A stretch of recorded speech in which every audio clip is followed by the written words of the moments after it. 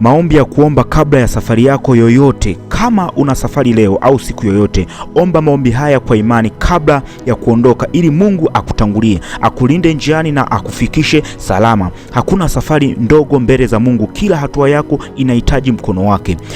Omba maombi haya. Baba wa mbinguni, naja mbele zako kwa jina la Yesu Kristo, nikishukuru kwa neema ya siku hii na kwa nafasi ya kusafiri salama.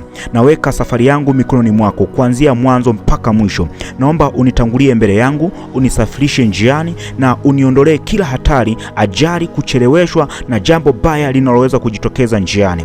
Bwana, linda chombo nitakachokitumia kusafiria, iwe gari, basi, treni, ndege au pikipiki. Mpe hekima dereva, mpe umakini, mpe macho ya kuona hatari mapema na moyo wa kuwajibika. Bwana, linda kila abiria na utupeleke salama, tufike mahali tunapoenda kwa amani, kama neno lako lisemavyo. Bwana atalinda kutoka kwako na kuingia kwako tangu sasa na hata milele. Ninalishika neno hili leo juu ya safari yangu. Naomba malaika wako waambatane nami njiani, wanistiri na kuniepusha na kila mpango wa adui. Ninaweka mizigo yangu, fedha zangu, nyaraka zangu na kila nilichonacho mikononi mwako. Nistiri dhidi ya wizi, udanganyifu, ugomvi na ajali na magonjwa ya ghafla na hofu. Naomba unijalie utulivu wa moyo, furaha na amani njiani. Naomba safari hii iwe ya baraka, iwe ya mafanikio, iwe ya ushuhuda. Nikaondoke salama na nikafike salama, nirudi salama kwa wakati wako mwema. Kwa jina la Yesu Kristo, popote ulipo sema amen.